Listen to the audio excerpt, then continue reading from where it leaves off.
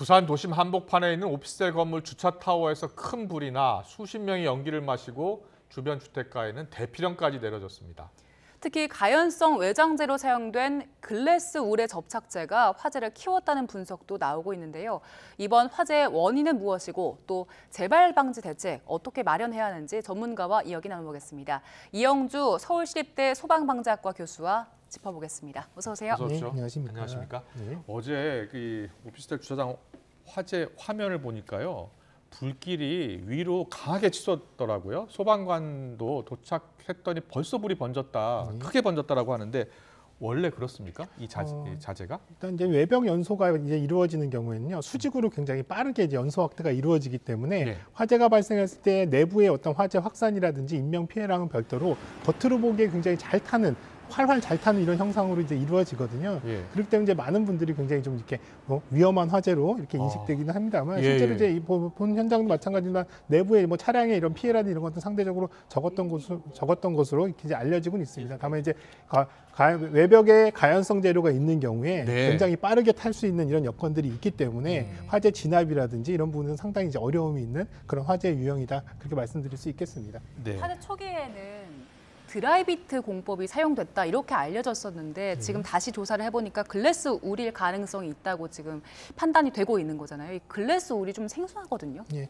최초에 이제 아마도 외벽에 굉장히 빠르게 연소 확대가 되다 보니까 아마도 이제 가연성 외장재가 사용됐을 것이다. 예. 그러려면 드라이비트처럼 이렇게 외 단열에 단열재가 심재가 굉장히 가연성이 높은 재료일 것이다라고 해서 아마도 드라이비트 공법을 이제 의심을 예. 했었는데요. 오늘 이제 현장에서 화재 감식이 이루어지면서 실제로 그 안에 쓰였던 단열재가 이제 글래스 울, 불연 소재의 그 이제 글래스 울이거든요. 그래서 예. 글래스 울인 것들이 이제 일부 확인이 됐고요. 다만 이제 이러한 과정에서 그러면 글래스울이 잘 안 타는 재료인데 왜 이렇게 빨리 탔을까라고 하는 이제 이런 의문들이 예. 있거든요. 그래서 이제 이런 부분들은 글래스울 자체만 가지고 이제 시공이 되는 것들이 아니라 글래스울 자체를 이제 고정시키기 위한 접착제 혹은 또 이런 것들이 알루미늄 패널, 복합 패널화 됐을 때 패널과 고정시키기 위한 이제 접착제들이 사용되는 부분들이 있거든요. 그러면 네. 이러한 부분들, 접착제 부분들은 충분히 가연성이 있기 때문에 네. 이러한 부분들로 인해서 이제 화재가 또 가연성이 있어서 확산될 가능성이 있다. 이렇게 지금 이제 추정을 하고 있는 거죠. 네.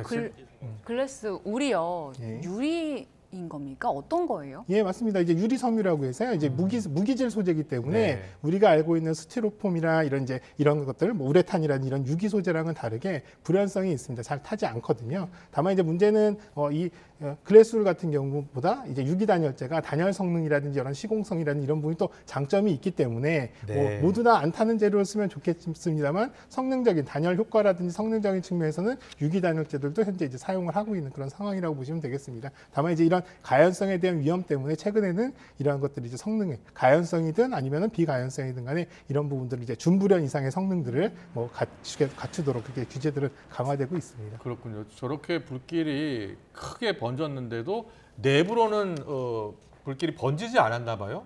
특별한 뭐 장치가 있는 겁니까? 그렇지는 않은데요. 대부분 예. 이제 외벽으로 연소 확대가 되는 과정에서 보면 벽면을 타고 빠르게 이제 연소 확대가 되기 때문에 네. 불꽃이 거꾸로 안쪽으로 이제 역류해서 들어가는 현상들은 잘 발생하지는 않습니다. 다만 이제 어느 상황이 문제냐면 이렇게 벽을 타고 끝까지 올라가면 더 이상 불이 위쪽으로 확산되기 어려운 상황에서는 맨 위층에 이제 다른 부분 또 실내 쪽이라든지 이를테면 지붕 쪽이라든지 이런 쪽으로 이제 확산되면서 오히려 맨 상층 부분의 연소 면적이 넓어지는 이런 형태들이 되거든요. 그래서 오히려 네. 겉면은 많이 탔음에도 불구하고 구간별로 실내 쪽으로 이렇게 이제 불이 화염이 직접 들어가서 연소가 되거나 피해가 되는 부분들은 크게 발생하지 않은 것으로 이렇게 보입니다. 네. 이번 화재 진압하는데 진짜 오래 걸렸잖아요. 5시간 넘게 걸렸는데 이 자재 자체도 불을 끄기 좀 어려운 소재입니까? 지금 현재는 뭐 자재 자체가 얼마나 말씀하신 대로 가연성 이 단열재가 아닌 상황이라면 예. 뭐 이게 자체가 굉장히 끄기 어려운 소재다라고 보기는 좀 어렵습니다만 어찌됐든 뭐 본드라든지 이런 것들도 대부분 이제 유기질 합성 재료이기 때문에 네. 굉장히 잘 타는 소재인 건 맞습니다. 또 한편으로는 이 부분은 많이 잘 타는 것도 문제지만 빠르게 확산되고 또 이를테면 고층 부분으로 확산됐기 때문에 불을 끄기가 굉장히 어렵거든요. 왜냐하면 예. 일반 건물 같은 경우는 계단을 통해서나 뭐 또 비상용 엘리베이터를 통해서 현장에 불이 난 곳에 접근이 가능하지만 외벽을 통해서 고층부에 연소가 됐을 때는 사실은 불을 끌 수 있는 접근로 자체가 없고 또 이런 부분들이 이제 화재 진압에 대한 부분이 상당히 좀 어려움이 있거든요. 네, 저 오피스텔을 보면요, 지금 불에 타고 있는 그 건물은 주차장 건물이고요. 그 왼쪽에 주거지 건물이 있어요. 네. 같은 오피스텔입니다. 네. 500가구 넘게 살고 네, 있는데 맞습니다. 그 옆으로는 번지지 않았나 봐요. 다행히. 예, 맞습니다. 예. 저 만약에 이제 옆에 주거 부분까지 오피스텔 부분까지 큰일 날 만약에 뻔했죠. 확산됐다면 예. 오히려 인명 피해까지 예. 유발할 수 있는 위험성이 있었는데요.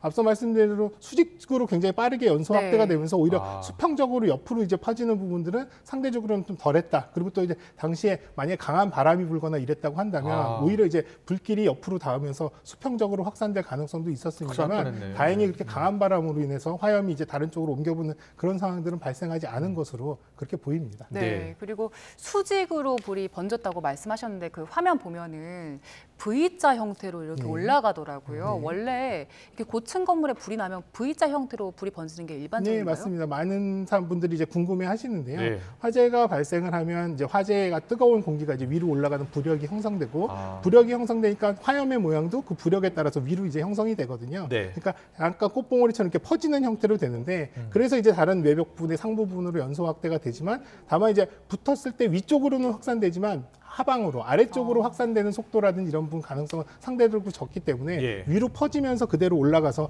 확대가 되는 그런 이제 성상이기 때문에 탄 부분들을 보면 대부분 이렇게 V자 형태로 이렇게 형성이 되거든요. 그래서 네. 2010년도에 발생했었던 부산의 해운대 주상복합 화재 같은 경우에도 이런 V자 형태의 연소 형태가 명확하게 보이고요. 이번 화재에서도 그런 형상들이 나타나는 것으로 그렇게 그렇군요. 보입니다. 지금 그 아까 불길이 치솟던 장면을 보면 불똥들이 밑으로 막 떨어지더라고요. 네. 그리고 실제로 그 불똥이 떨어져서 상가 시설에 다시 불이 붙어가지고 2차 화재가 났더라고요. 예, 맞습니다. 이렇게 2차 화재가 많이 납니까? 그러니까 외벽 화재의 문제점은 앞서 말씀드린 안쪽으로 들어가서 더 많은 피해를 유발하는 가능성보다는 예. 주변으로 연소 확대가 됐어요. 다른 건물이나 인접한 건물로 옮겨 붙을 수 있는 가능성이 있거든요. 우선 첫 번째는 외벽이 타면서 발생하는 직접적인 복사열이나 화염에 의해서 직접 불이 붙는 경우 이런 경우들이 있고요. 또 한편으로는 이제 여기에 여러 가지 화재가 발생하면서 비산되는 불똥이라든지 낙하물에 의해서 또 이렇게 낙하물이 있는 경우에 바람이 이제 강하게 부는 경우에는 적게는 수십 미터에서 수백 미터까지 날아갈 수가 있거든요. 네네. 특히 이제 또 건조한 기후가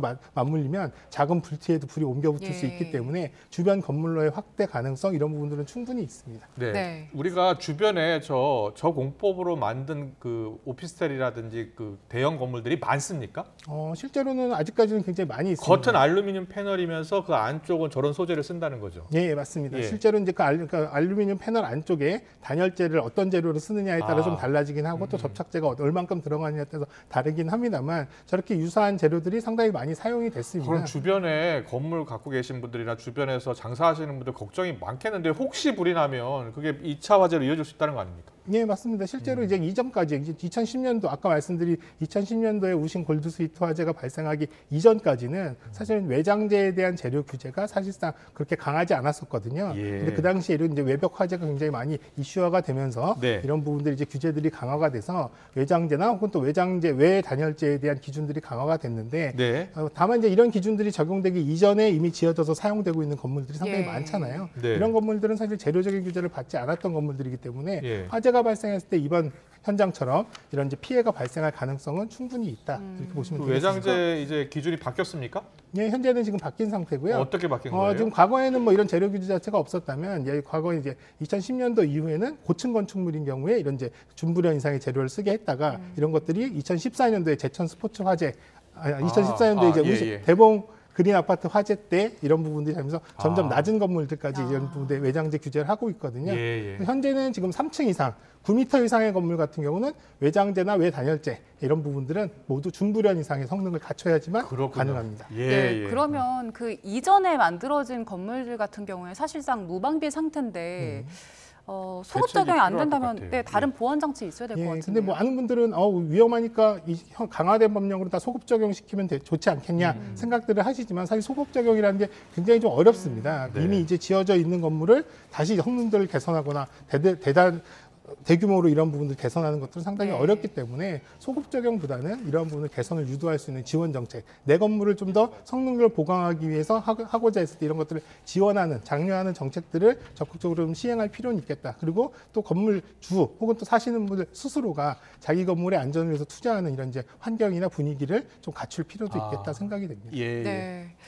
그리고 다른 화재를 좀 짚어볼게요. 그 지난해 9월에 백화점 아울렛 화재 도 컸었는데 그 점과도 좀 비슷한 점이 있는 것 같아요. 그 당시에 단열재가 우레탄 폼이었다고 네. 하는데 이 우레탄 폼 같은 경우에는 화재에 굉장히 취약하죠. 네, 뭐 우레탄 폼은 뭐 그동안에 많은 이제 공사 현장, 또 창고 화재 이런 것들 우레탄 폼, 또 우레탄 폼으로 되어 있는 패널, 또 단열재 이런 것들의 위험성은 뭐 워낙에 많이 회자가 됐기 때문에 많은 국민분들도 알고 계실 텐데 다만 이제 이번 화재랑 좀 다른 부분들은 이번 화재 같은 경우는 외단열재, 건물 바깥쪽에 설치되는 단열재에 대한 부분들이고요. 예. 이제 이전에 그 아울렛 같은 경우는 주차장 공간 안쪽에 설치되는 단열재인데요. 이렇게 이제 단열재가 노출되는 경우에 단열재 부분들이 이제 직접 화재에 취약하기 때문에 불꽃이라든지 이런 것들이 직접 닿지 않게끔 불연 마감이라는 것들을 해요. 그래서 뭐 철판이라든지 예. 석고보드나 이런 것들로 불꽃이 직접 닿지 않게끔 이런 마감들을 하는데 지금 아울렛 같은 경우에 화재 같은 경우는 이런 부분에 불연 마감이 적정했는지 예, 그러니까 예. 가연성 재료를 썼다는 것 자체가 문제가 아니라 여기에 착화가 된 이유가 뭔지 이런 부분들을 조금 더 정밀하게 볼 필요는 있겠다 생각이 됩니다. 네,